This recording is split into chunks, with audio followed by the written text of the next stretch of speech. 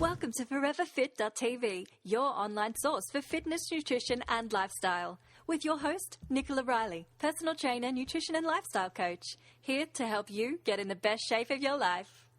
Welcome along to podcast 36. Today I want to start it off with a fantastic quote, and it says, motivation is what gets you started. Habit and routine is what keeps you going. And I find this is so important to remember because in order to achieve goals, it can be easy to start off in a new routine and we have all this motivation to give this new thing a go, this new discovery a go, this new diet, this new plan a go.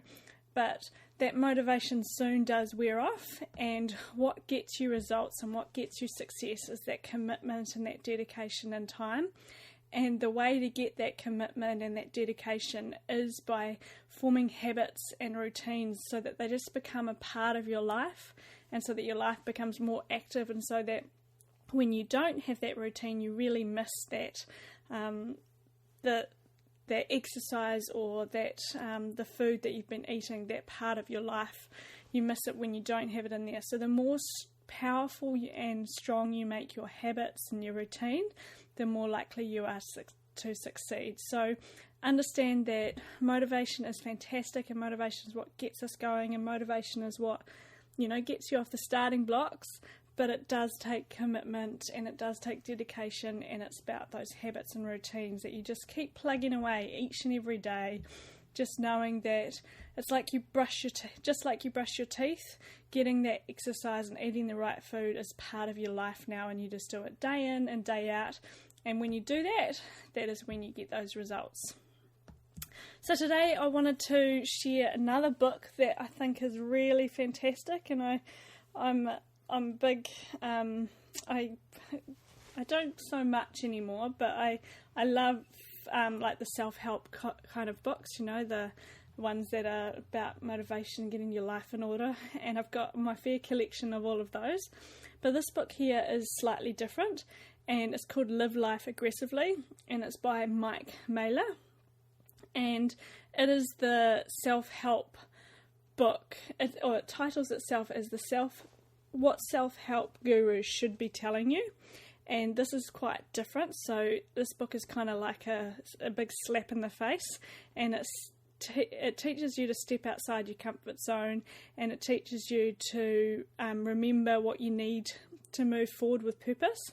And it's about taking charge of your life and striving towards greatness rather than stepping into the mediocrity and that quiet sort of hopeful place. So just a wee blurb about this book. This is what it means to live life aggressively. It means to live with a strong purpose and resolve.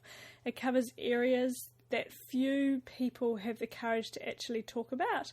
And it goes into, food and diet and exercise and how to live a life with real purpose. So most self-help books are focused on making you feel good about your current life, and they sort of make you feel good about what your current situation, but without this book here kind of gets really honest and helps you move forward. Without a strong sense of purpose or passion, you'll persevere through the inevitable plethora of hard times that are coming your way, and people need to accept that they will suffer in order to lead a fulfilling life, and that their suffering should be embraced rather than avoided. So embrace the suffering and avoid procrastination and the true destroyer of hopes and dreams. So this book's focus is on teaching you how to move forward, how to set really good goals, and how to live your life aggressively. But in terms, the way that it's talking about aggressively is not, walking around punching people or anything like that. It's about moving forward and striving towards your dreams and being brutally honest with yourself, and using this book to really just push your limits and push your boundaries. So if you're looking for a book to help you step up to another level, then this could be a really good book. So it's called Live Life Aggressively by Mike Mailer, and there's links on the bottom of this about the book there too. So what's new this week?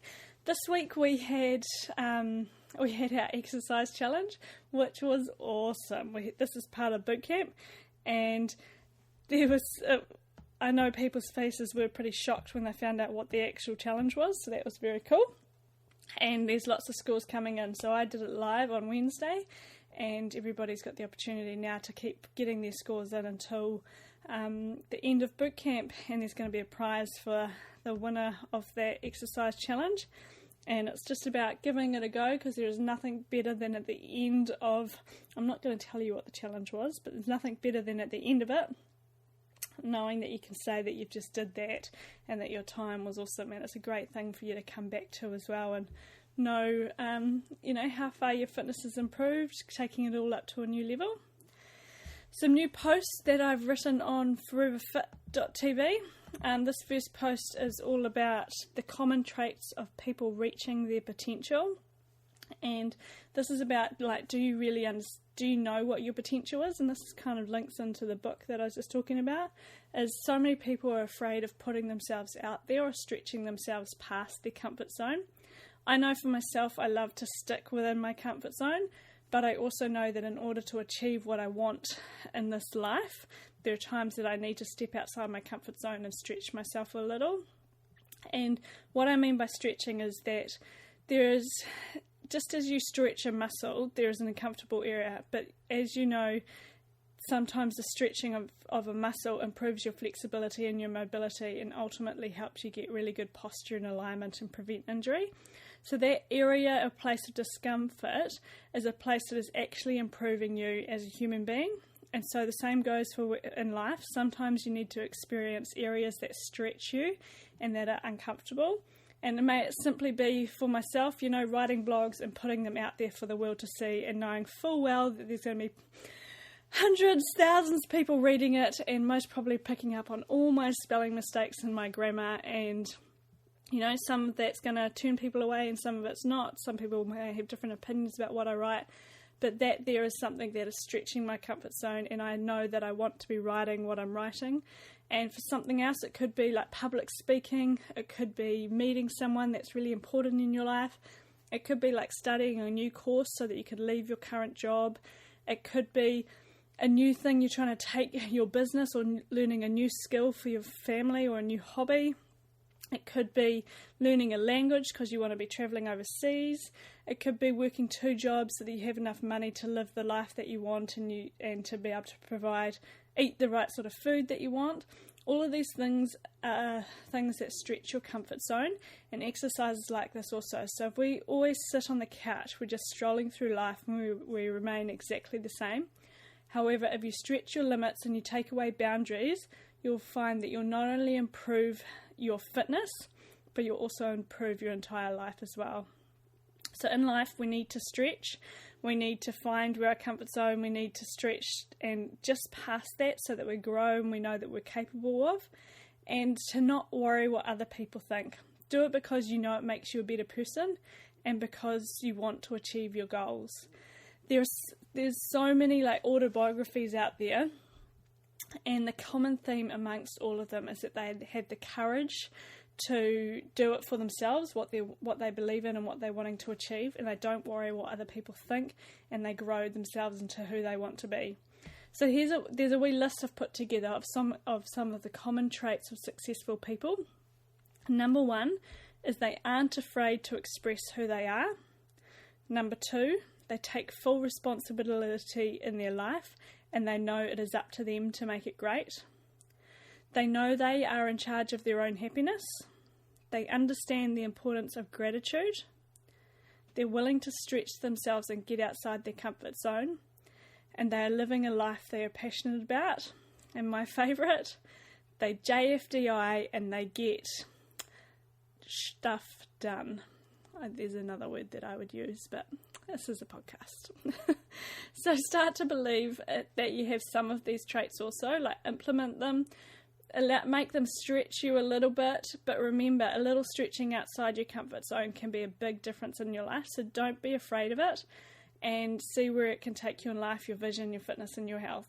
So this applies to nutrition, this applies to fitness, this applies to your goals that you've set for your your business, your vision, how the rest of your life. It's making sure that you understand what you're wanting to achieve. Like when we look at exercise, for some people, stretching outside the comfort zone just could be saying, okay, I'm going to commit to 5 workouts a week and I'm going to make this happen. And that is outside their comfort zone, and they know that in the past they haven't been able to do this, but this is something that it's not necessarily that they're afraid of doing 5 per week, but it's the commitment of actually making that happen. Or it could be the simple fact that you're wanting to give up sugar and processed foods, and it's that fear of actually committing to doing it and making it happen. So there's so many ways that you can look at it. It's not just about like reaching like long-term life goals. It's also about your day-to-day fitness decisions that you make, and just being willing to allow yourself to change so that you do get stronger. Okay, the other post that I've written this week as well is all about squats and why we should squat every single day. Squats are one of those exercises that activate so many muscles in our body. However, we simply don't squat enough, and we should be squatting throughout our day. From getting up, that we do some squatting, like we're sitting into a chair, getting up out of the car, that kind of thing, that's squatting, but we don't do enough deep squats. And the incredible thing about a deep squat is that the way it aligns your spine and takes the pressure off your spine is incredible, not only for your digestive system and your nervous system, it's incredible for your posture and your alignment as well. So when we sit on a chair, not only do we have gravity pushing down on us, we're then sitting on a chair and we've got the pressure of the chair pushing up into our spine. So we're constantly condensing our spine and putting pressure on it. But when you do like Hindu squats and do deep squats, your spine's able to naturally just curve, and you're taking the pressure off it. And you're also elongating the spine, and you're also helping getting a really good curvature through your digestive system as well, which is fantastic for digestive health. And too often we just sort of squat to like 90 degrees, or we don't get our butt to ground. And so this is one of those things that we're designed to do, and we're designed to get low. But however, because we spend so much time sitting in a chair, we've lost the ability to get low, and our knees get creaky, our hips get tight, our back gets stiff. So the simple act of a proper squat, like our ancestors used to, this is how they would hang out around a fireplace, would be sitting down, they could squat like this. This would be where they would rest. So they'd spend their day standing, and then they'd be resting in a squat position. But so many of us can't even do that. So I encourage you to squat every day and try and get to a deep squat. If you can't get to a deep squat and you haven't got injuries, but just because muscles are tight, see if you can get yourself down there. And if you can't, keep doing it and keep giving it a go, because it will happen. It could take a week, it could take 3 months, it could take a year, but you want to get yourself and your body moving functionally, and you want to get that body mobile. So you need to squat, and like you just want to give it a go. And one of the best things to do is, if you've got like dogs or children, don't want to put them into the same category, but dogs and children, little things around your house, get down to their eye level and use this as an opportunity to squat. So get down to their eye level and play with them, like throw the ball, but do it from a squat position, or talk to your children at eye level and do that from a squat position. And that is an incredible way for you to not only work on your mobility, but we'll also be working on your strength. And when that becomes a habit and becomes a routine, you're getting these squats into your day without even thinking about it. So the benefits of a squat is they work your entire lower body, especially when you add weights to them. You can do them anywhere.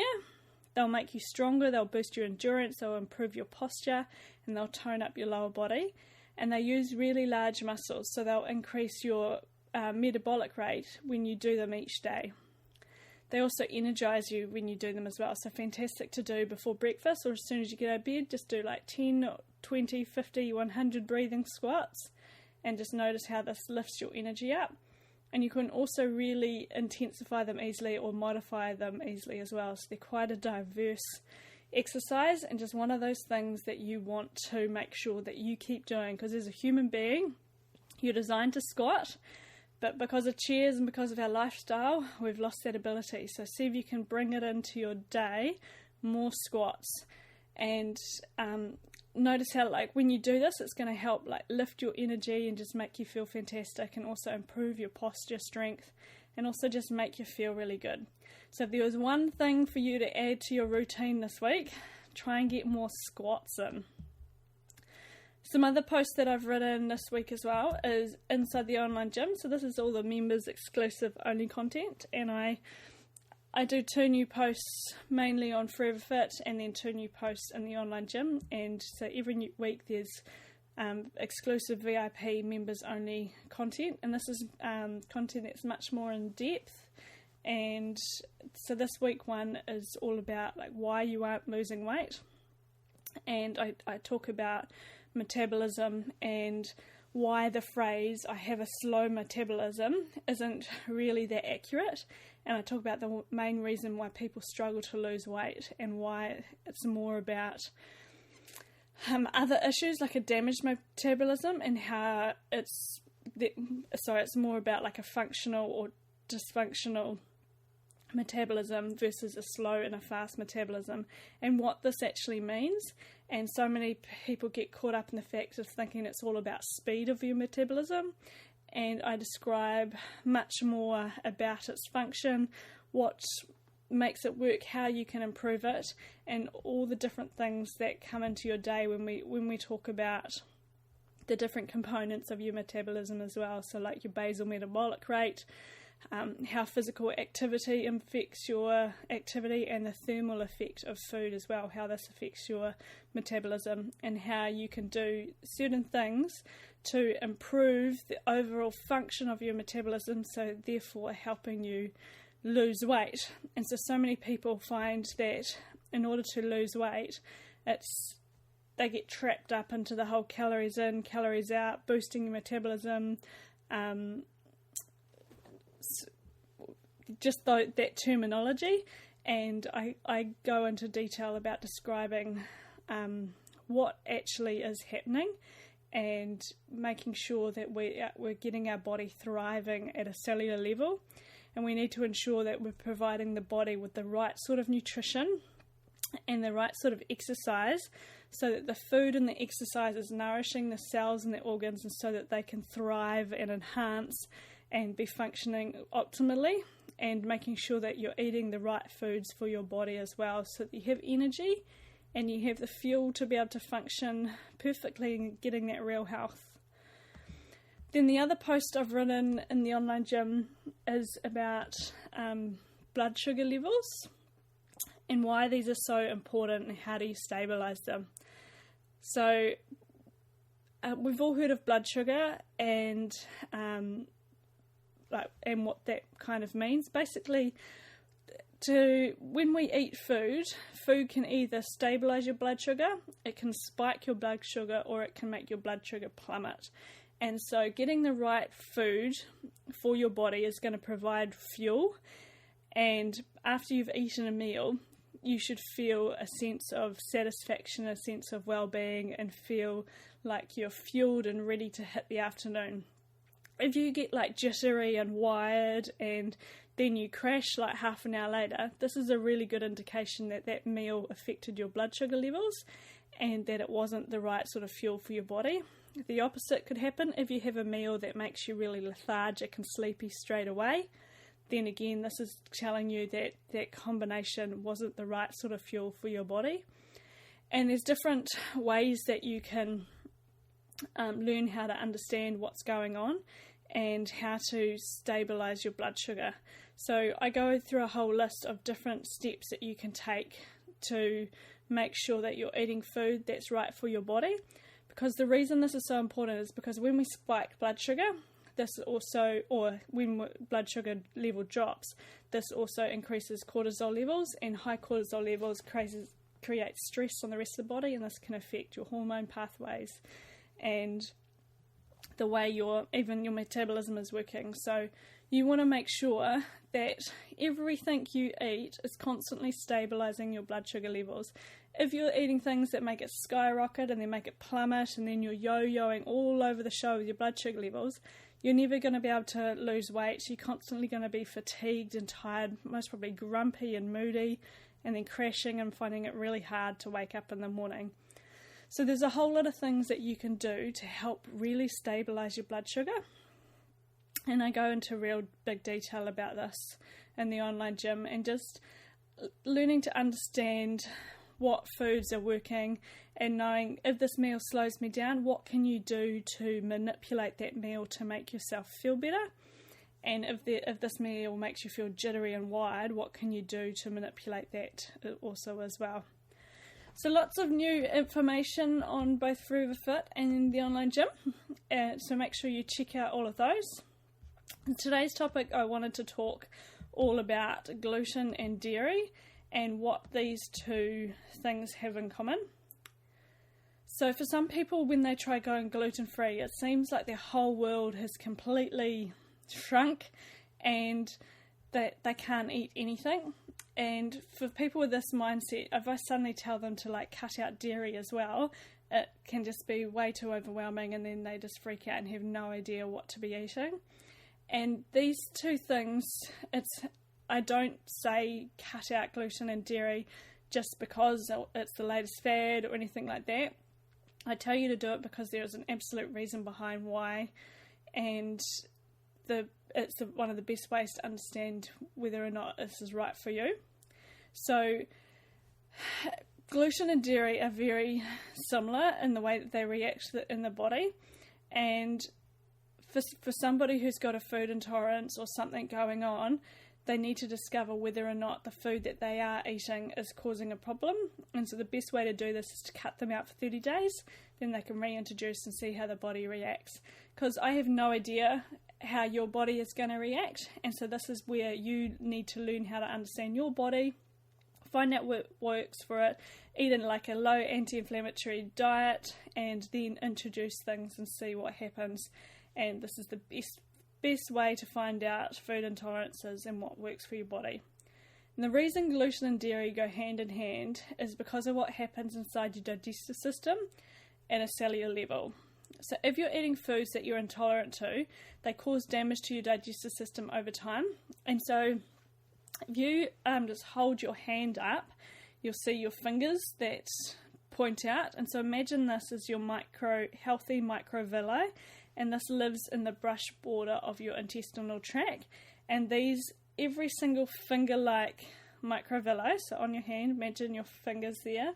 Imagine hairs sticking out the top of your fingers, so like a top of a brush at the top of every finger. So all your microvilli have these hair-like substances that top on them. And in these hair-like substances is where enzymes like lactase are produced, and lactase with an A is what helps you break down lactose with an O in milk.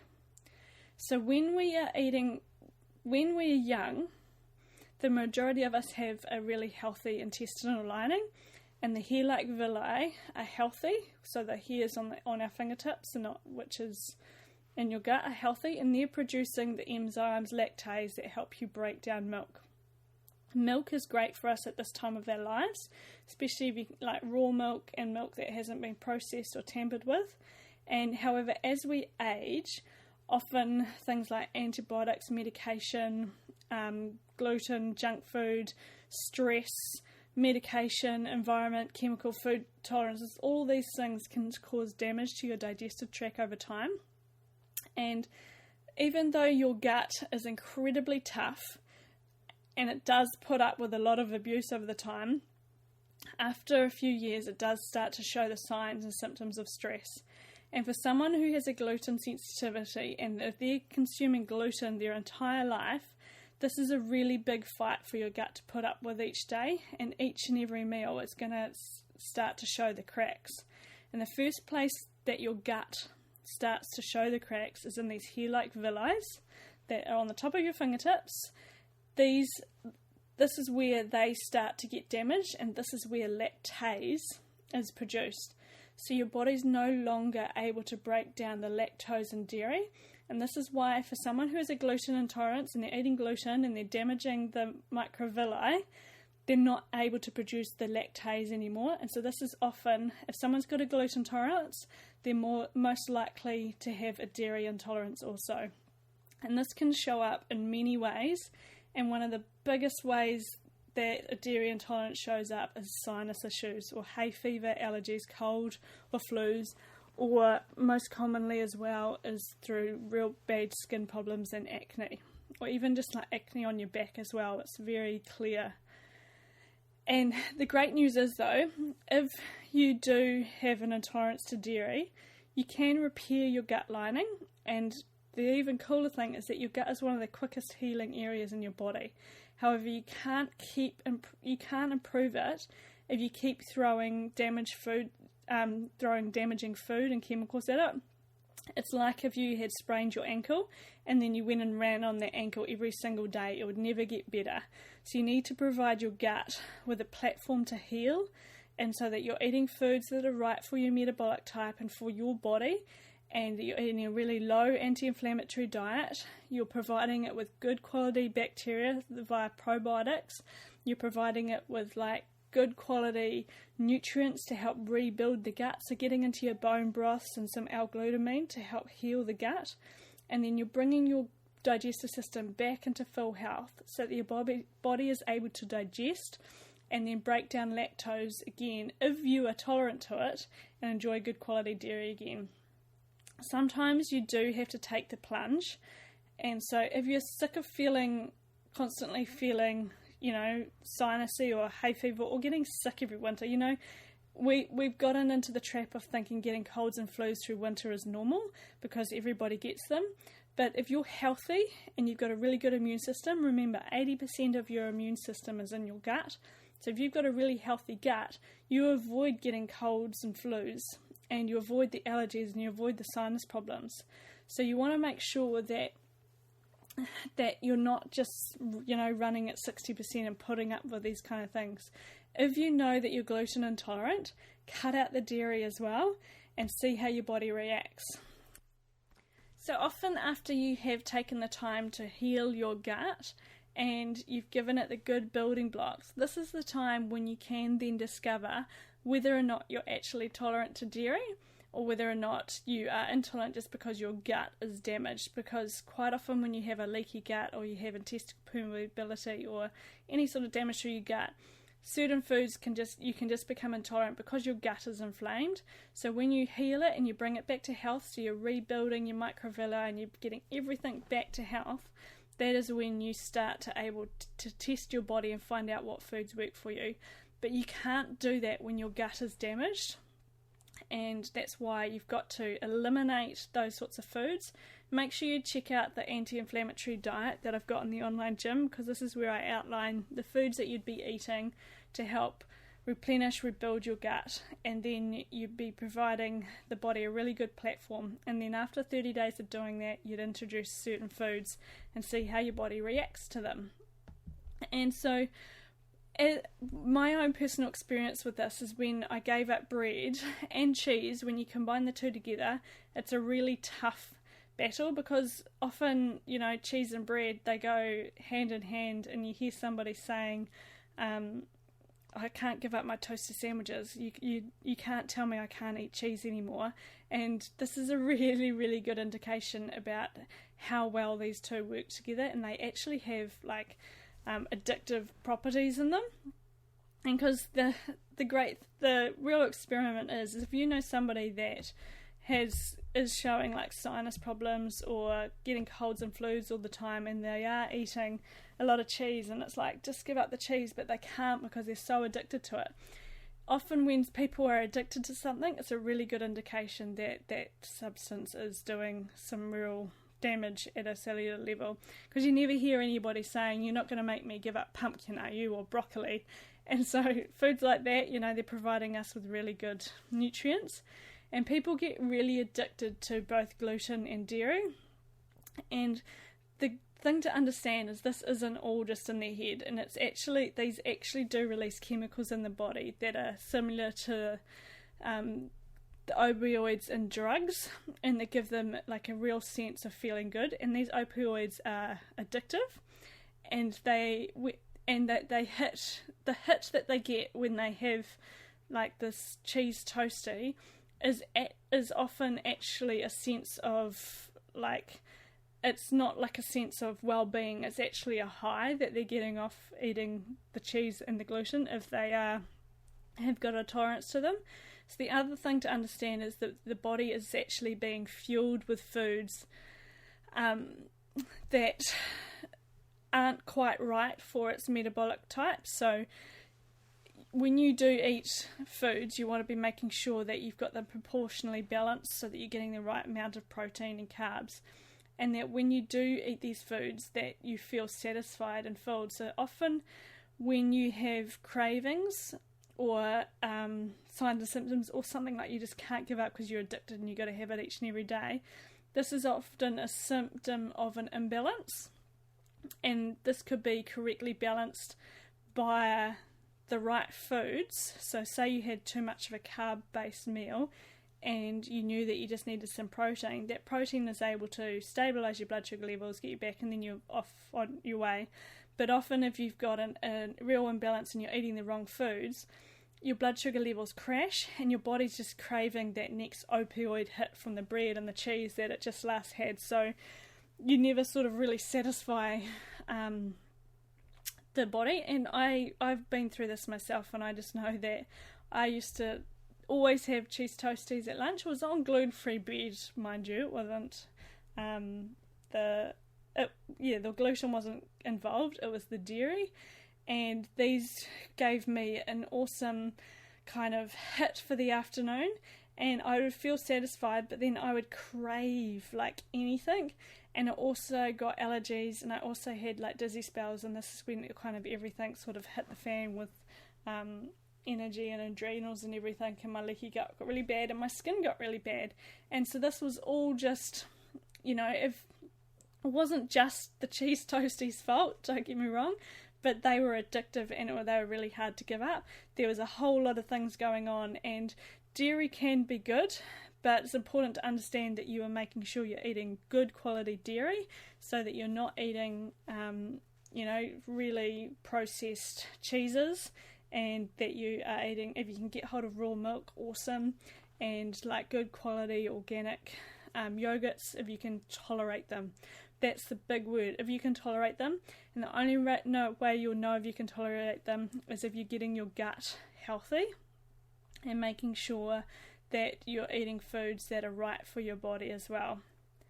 So that's kind of the combination between gluten and dairy, and why they generally go hand in hand, and why so often I just get people to cut both of them out straight away. If somebody's just starting, however, it is such a continual process. So if you were to say to somebody straight away, cut out gluten, cut out dairy, that could just be way too much, and it might take them 6 months to,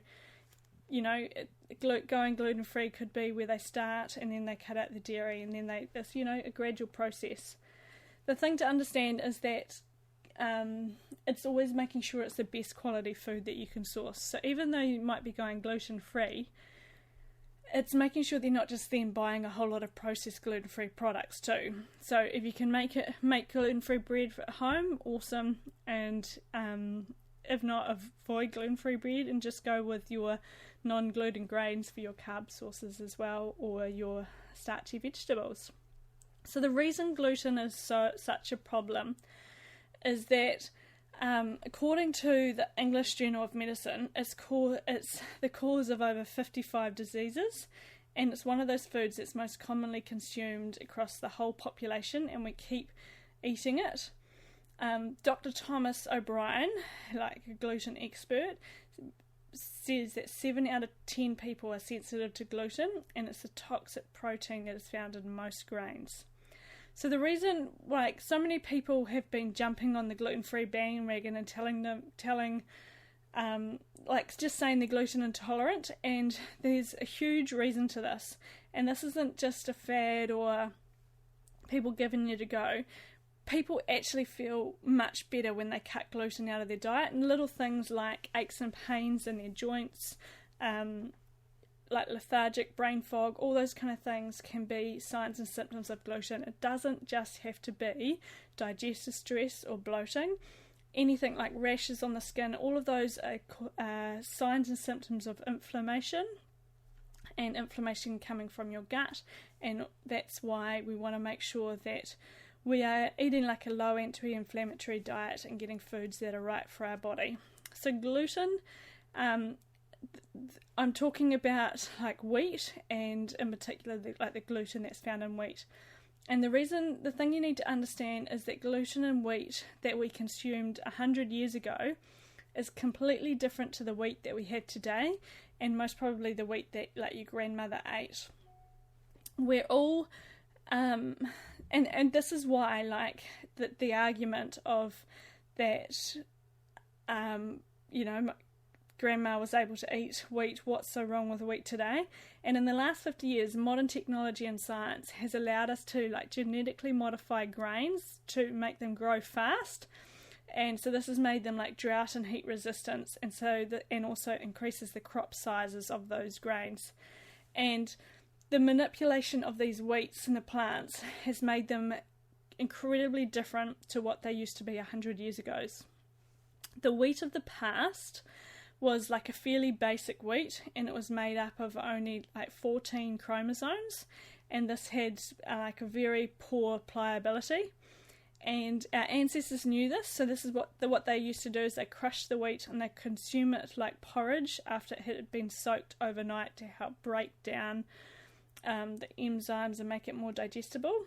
And the wheat of the past was called einkorn, and this like survived a fairly long life as it was the sole wheat until it started to get crossed with a wheat called goat grass. This new wheat then had 24 chromosomes, and it was the most popular wheat for thousands of years. And then this wheat later got crossed with a triticum, I can't even pronounce that, and this had 42 chromosomes, and this was a new version of the wheat. This wheat was the wheat that started to be created into breads and into baking, and for centuries this was unchanged, and it was the wheat consumed by many of our ancestors. And today wheat has changed even more. So this means the gluten properties that were existent in the einkorn wheat, that is completely different to the gluten properties of the triticum variety. And in the past 50 years, more changes have been made to the genomes to allow flours and baking to make them more elastic and more aesthetic, and like just have a different feeling when consumed. And the wheat is in everything, and it is hidden in so many different things as well, and it's this sort of wheat and this gluten that is being consumed and is becoming more and more destructive to our health. So the mineral, not only is this wheat and the grain changed, so too has the mineral content changed. So the wheat of the past used to have between 1843 and the mid-1960s, the mineral content of the wheat grain included zinc, magnesium, iron and copper. But after the 1960s, through this change, the plants started to change, and so the variety of the plants, and so did the yield on the soil that the plants were made in. So the plants were actually fighting for soil space, so they're fighting for minerals and nutrients. So the new variety has smaller roots, so any soil that the plant could reach, and they didn't get enough depth to actually extract minerals from the soil, and because of the huge high turnover of the soil as well, the mineral content of the food we're eating has decreased, and then that doesn't even come into effect the processing that's involved as well. And also because these plants are, so, one crop's in, it's got a really fast growing rate, and then it's quickly turned over, and then a new crop's going in there. So the soil is getting more and more depleted because the plants are fighting for the nutrients that is left in there, and so the grain is actually changing. So traditional wheat is often prepared differently as well, and so not only is this like a different grain, but it's also undergoing different treatments as well. So the bread and wheat products of today are treated completely different to what they were in the past. So bread today is made generally with refined white flour and using quick rise agents like yeast, and it's made on a really large scale. Traditional bread was made with ground wheat, and it was really slowly fermented using sourdoughs, cultures and soaking, and it was generally made in the home as well. So this is where the traditionally preparing foods is so valuable, and this is why I like checking out the Western Aid Price Foundation and why this is such a valuable tool, because it teaches you how to traditionally prepare your foods and goes into more detail about what I've discussed here. And it's not only it's a fantastic way for you to, when you traditionally prepare bread, you are helping to digest and pave the right cultures so that you're helping to break down the wheat and the gluten so that it's easier to consume. So this is why often those that may be gluten intolerant can actually handle some good sourdough bread when it's been made correctly and made with good quality flour. But if you were to go and buy just bought bread from the supermarket, you can't generally eat it. So that's the difference. So if you've got a question on whether or not you should be ditching gluten and been holding on to the fact that I've been eating bread for centuries, then this is kind of explaining why it's coming out of the waterworks that more and more people are gluten intolerant, and you don't have to be diagnosed to be celiac. The best way to understand whether or not you're intolerant to something is to cut it out for 30 days, see how your body looks, record down how you look, perform, feel, act, and then reintroduce it. If you notice no symptoms, remember a symptom can be anything from brain fog to gut problems, skin problems. If you don't notice any symptoms, then you might be fine with gluten. So it's not for me to tell you, that gluten is bad. I just want to provide you with the tools so that you can work out whether or not gluten is going to be okay for you, and why there is a difference between traditional bread and the bread in the supermarkets today and what's going on. And then you can get to understand how you can find the right foods for your body and work out what works for you. So learning to understand how your body reacts to food is an incredible teacher. Food is the best teacher to your body, and if you listen, it is the best way to understand what food works for you. So every single symptom that you get is a whisper from your body as to whether or not that food was right, and if you listen to that message, it's an opportunity for you to learn how to unwind and how to understand your body even more. So the other thing to understand is that your relationship to food is also a really good indication of what's going on as well. If you've got an addiction to a food and you can't get rid of it, this is going to be a sign and a symptom that it may be something you want to pay attention to, and you may need to find out what is actually going on. Even your current weight is a sign and a symptom that something's going on, and if you pay attention to that, you're going to be able to learn how to use that as a tool to lead you on a new path to get healthier. If you use that as baggage and you're using that as, for search for a quick fix, you're never going to actually be able to find out why you might be overweight or why you might be tired, why you might be binge eating, why you might be dieting. All these things are signs and symptoms from your body and signs and symptoms from the food that you're eating. So if you have fatigue, the great thing is to go, okay, I've got fatigue, something's going on. Why is my body tired? Why do I feel exhausted? What's going on, and how can I fix this? Often fatigue is something that is actually needed, and mild fatigue or even chronic fatigue can actually completely stop you in your tracks and can make you stop and just go, oh, something's not right here. The balance isn't right. I'm doing too much, or I'm not eating the right food. Something isn't right, and this is your body telling you. So if you listen to it, you're getting the tools to be able to make huge changes.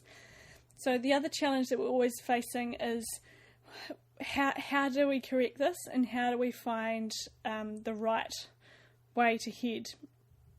And the thing is again, listening to your body, but wanting to have a big enough reason to change. And often we wait for a big enough complaint and a big enough dramatic thing to make us want to change.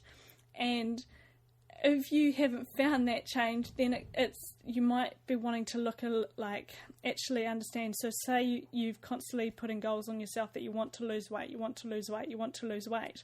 Well, then if that's a big enough complaint for you, you've got to work out, okay, why am I overweight? What can I change and how can I fix this? So find a big enough reason and find a need to want to change, because nobody can make you want to change and nobody can make you want to cut out foods.